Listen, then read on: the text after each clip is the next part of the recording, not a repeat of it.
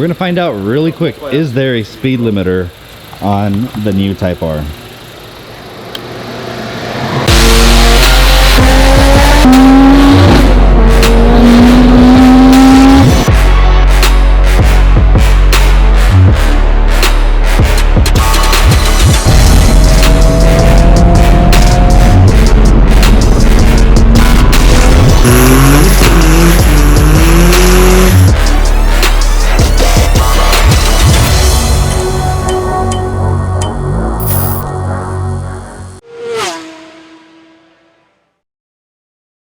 Before the sun goes down, let's do a startup, and it's officially mine.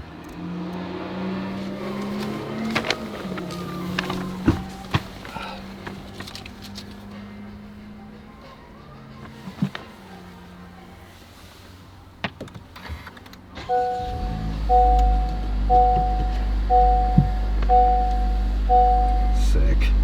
So here it is, everybody. From the dealership straight to our dyno at the Oso Sticky shop. This is the Mustang all-wheel drive dyno. So just because it's an all-wheel drive dyno does not mean it's an all-wheel drive car.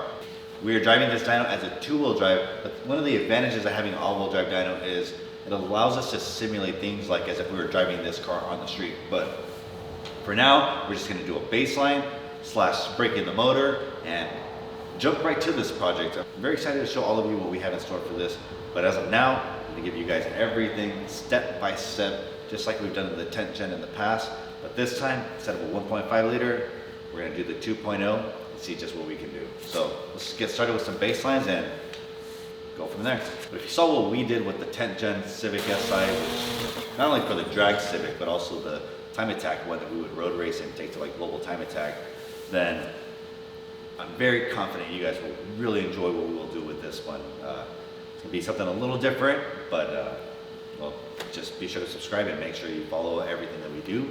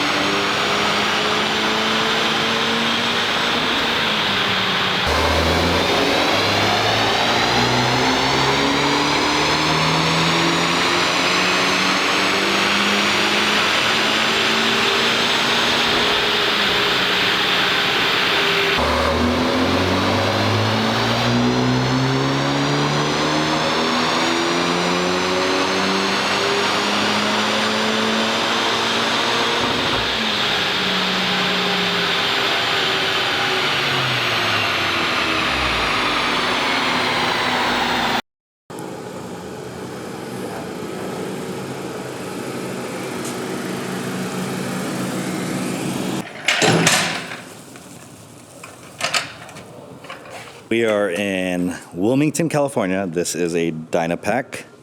So these go to the hub, and then that's how it calculates the horsepower. And obviously now the motor kind of might be broken in because we did the initial break-in on our Mustang dyno, and then I drove it straight from there to Long Beach, or to Wilmington, which is Long Beach. It's about an hour and 50-minute drive with no traffic. So with traffic, obviously it's like 2.5 hours. So definitely has over 100 miles now.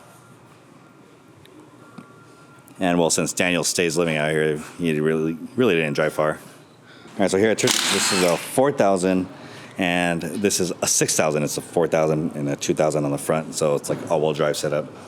Got a pretty sick domestic right there.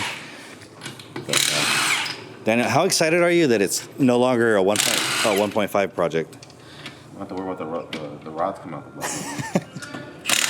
Oh, I'm still going to send it. I thought that was part of our plan. Nah, you can't break rod sitting on this motor. Oh, okay. You blow head gas before you break the rods. Right there.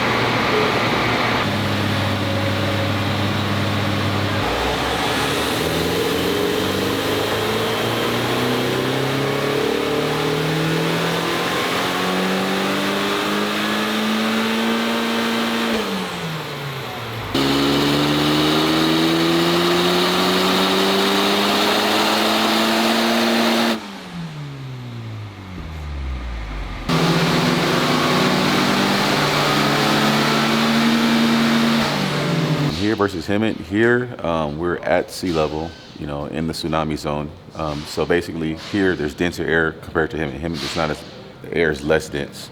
So, I mean, roughly, you know, the PA value here is like maybe, I don't know, 99 kPa, and over there is like maybe 97, 96. So all that means in simple terms, more dense air here, and at Icy on the Cape, we're right by the ocean, like literally, like if there's a tsunami, we're getting hit right here. So. And in Hemet, if you haven't been in Hemet, we get triple digits in the summer, spring, and you get dirt.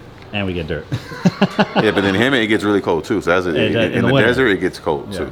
So. But, and also, guys, remember, this is the Dynapack compared to the one in Hemet, the eShop. It is a Mustang Dyno, which is a roller. So wheel horsepower versus what would you consider this? This is called power to the hub. To the hub. To the hub. So you don't have to factor in. I mean, you're inherently gonna make more horsepower because you're taking off the, you know, the tires. So it's less rotational mass, less power loss. Yeah. So, in short, wheel horsepower is when the wheels are on the car. Yeah. And hub dynos, which is like a Dynapack, is when the machine connects to the actual hub. So basically, I'll tell people, basically a Dynapack is basically an engine dyno except for the engine's in the car. That's all it is, and the transmission is attached to it. So. And if you did not, believe it or not, the reason why we're addressing that is because there's still a lot of people out there that either get it confused or they just simply don't know because they're new to the car community and they're learning. So hopefully this video kind of helps clear that up for you guys. Anything else exciting about this, or is it just a stock car? This is a stock car. I mean, it's a pretty nice torque and power curve, air fuel. In my opinion, Honda probably tuned this car a little bit better or more conservative. So lean spools like around 14.7 all the way up to like, you know, 2000 RPM, and then it reaches to like 11.5. And that's 100% stock. It's 100% stock. And you see, it's pretty flat. It's pretty. I mean, they did a really good job. I mean, I hope they would probably as much money as the car costs. I think the markup helped with that. Yeah. That area. Yeah, like if we get the air fuel straight, we can charge them $10,000 markup. Yeah. So. All right, and there's a hidden gem back here that I just got permission to share in honor of Type R's. A lot of you probably weren't even born when this car came out, but growing up, this was a Type R to me. He's still not down to sell it to me. One day. Okay, we're gonna do something a little different. We got the horsepower numbers baseline. But I was curious, what does this thing top out at? And rather than do it on the street, we're gonna do it on the dyno. And we're gonna find out really quick, is there a speed limiter on the new Type R?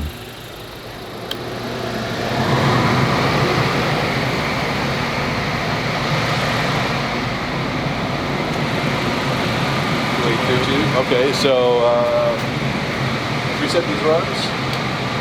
They actually have the gear on there plotted. So watch, you can go, watch me reset it.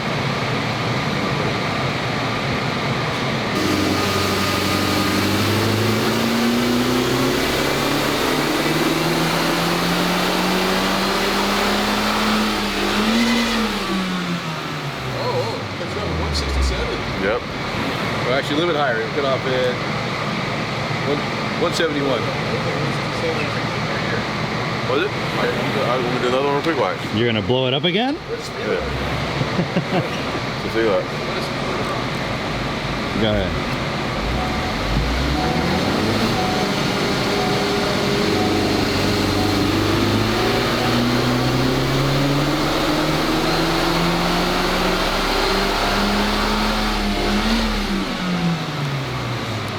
Okay.